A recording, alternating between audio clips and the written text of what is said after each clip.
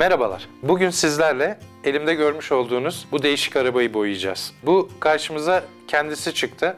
Gezerken karşımıza çıkan bir hurdacıda bunu gördük. Alıp kurtarmaya karar verdik. Bakalım neler olacak. Hobi köşesi bu değişik arabayla başlıyor. Bu arabamızın sökümünü yapmadan önce şöyle biraz inceliyoruz. Kromaj olan bölgelerinde bazı hatalar görüyorum. Boya kalkması ve siyahlıklar görüyorum. Kendi boyasının kısmen iyi durumda, bazı yerleri kalkmış durumda. Bazı yerlerde de kalıp izleri görüyorum. Onlar da beni biraz rahatsız etti. Onları da temizlemeyi düşünüyorum boyasını kaldırdıktan sonra. Hadi hep beraber bunu sökmeye başlayalım. Öncelikle 2 mm ucumu takıyorum. Her zamanki gibi koruyucu gözlüğümü takmayı unutmuyorum. Yine bir hatırlatma, düşük devirdeki hızlarda söküm işlemi gerçekleştiriyoruz. Şimdi 2,5 mm'lik ucumu takacağım.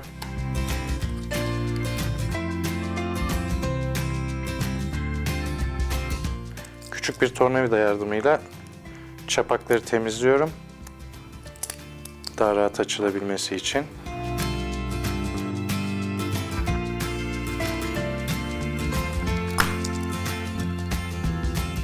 Evet. Gördüğünüz gibi arabamız şu anda özgürlüğüne kavuştu. Şimdi kaportamızın boyasını sökeceğiz. Evet, şimdi döküyorum üzerine.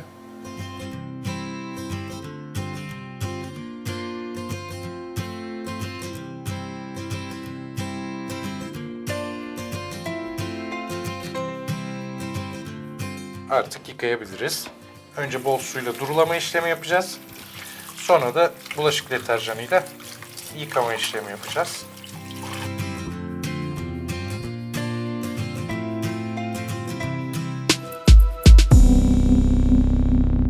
Boya söküm işleminden sonra artık parlatma işlemine geçebiliriz. Önce metal parlatıcımdan biraz sürüyorum.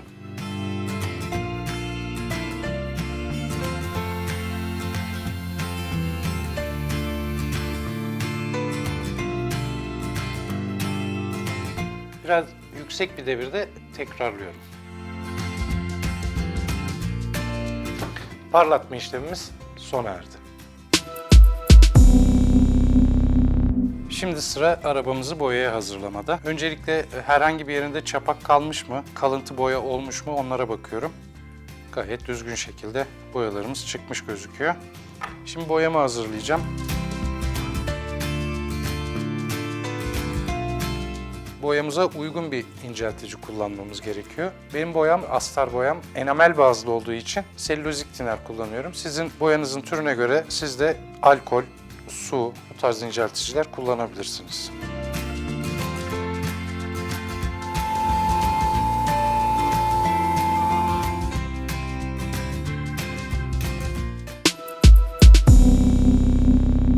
Şimdi arabamızın astar boyası kurudu. Onu kırmızıya boyayacağız. Planladığımız kırmızının ismi limuzin kırmızısı. Öncelikle boyamı hazırlıyorum.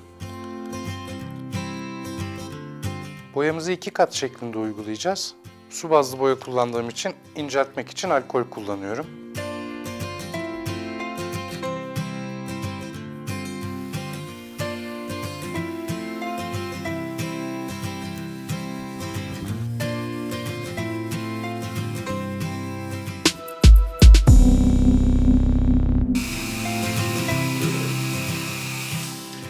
Siz benim gibi gözlüğünüzü takmayı unutmayın.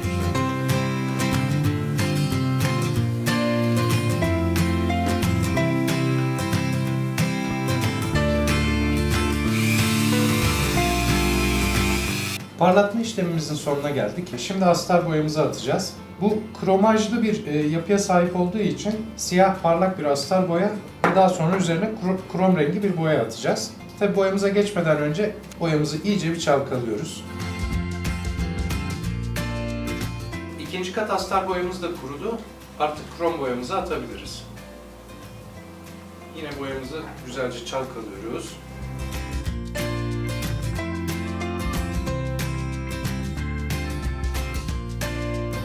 Motorumuzun krom boyası kururken biz de kasamıza parlak vernik atacağız.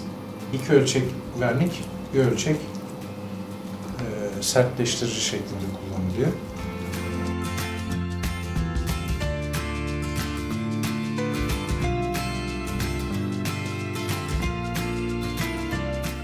Verniğimizi atmadan önce kaportamızda zarar vermeden tutunacak bir yer olmadığı için hamur yapıştırıcıyı kullanacağım.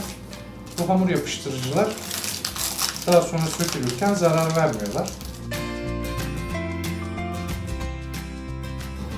Verniğimizi hazırladığımıza göre kaportamıza artık vernik atabiliriz.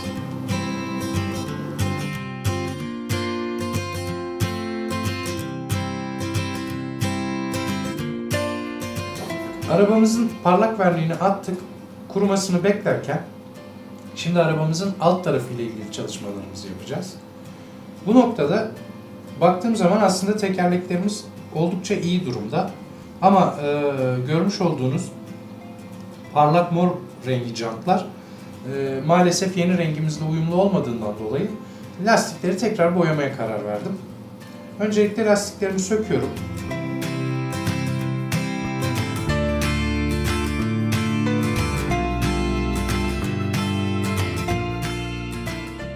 Lastiklerimi söktükten sonra biraz da alt tarafı kontrol ediyorum. Herhangi bir sıkıntısı var mı diye. Şurada ufak bir çapak dışında alt tarafta aslında bir sıkıntımız yok. Bu yüzden alt tarafta sadece alkolle bir temizlik işlemi yapacağım. Onun dışında bir şey yapmayı düşünmüyorum. Çünkü boyası, rengi oldukça iyi durumda. Sadece bir alkolle temizlik istiyor. Şimdi lastiklerimi öncelikle parlak krom rengine boyayacağım. Daha sonra üzerine vernik atıp tekrar siyaha boyayıp o parlak krom kalmasını istediğim noktaları alkol ve pamuk yardımıyla krom rengine çevireceğim.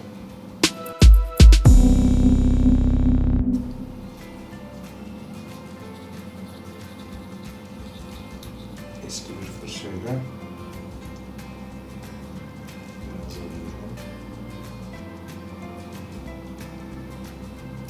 boyayı hazırlamadan önce unuttuğum bir işlem var. Onu yapacağım sizlerle beraber. Bir parça kağıt havluyla lastikleri alkol ya da kolonya ile temizleyeceğim ki üzerlerinde toz kalmasın. Çünkü biraz kirliler.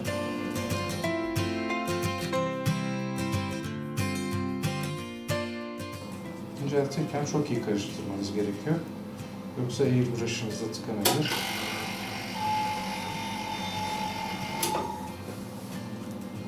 Şimdi boyamızı atmaya geçelim.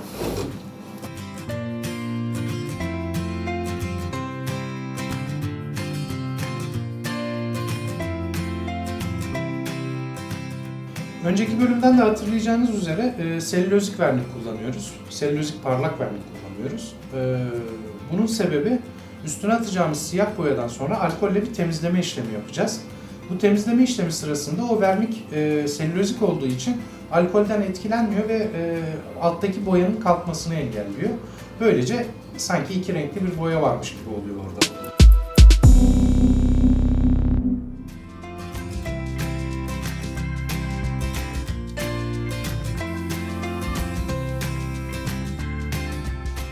Alkolle temizlik yaparak jantları ortaya çıkaracağım.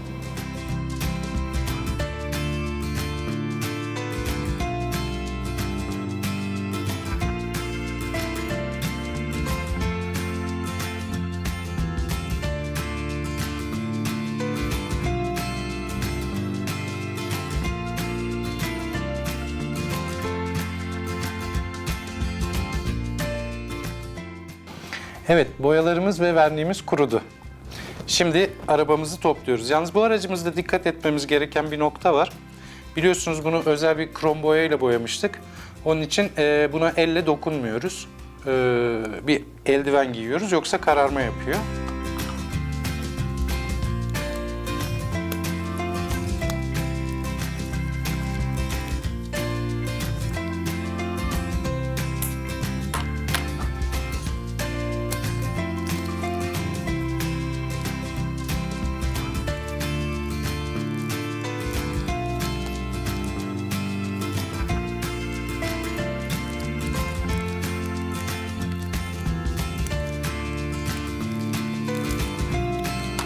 Evet.